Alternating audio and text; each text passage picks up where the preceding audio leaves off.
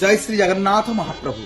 सबु गछर फूल को फूल कह जाए किंतु मन भितर आज्ञा प्रश्न आसे आंब गछर फूल को कहीं बौल बोली कह जाए। ये आंब गछर फूल बौल नाम कहीं नामित है ताहा एक गवेषणार कथा सत किंतु सबु गछर फूल फूल किंतु आंब गछर फूल को बौल बोली आमे कहीं कहूचे ना। आंब गछर फूल आपण माने लक्ष्य करिवे गोटे आंब गछरे पत्र नथिले मध्य पत्र झड़ा देइथिले मध्य ता बकलरू आपण माने देखिवे ये बौलर सृष्टि होता है बा फूलर सृष्टि होता है।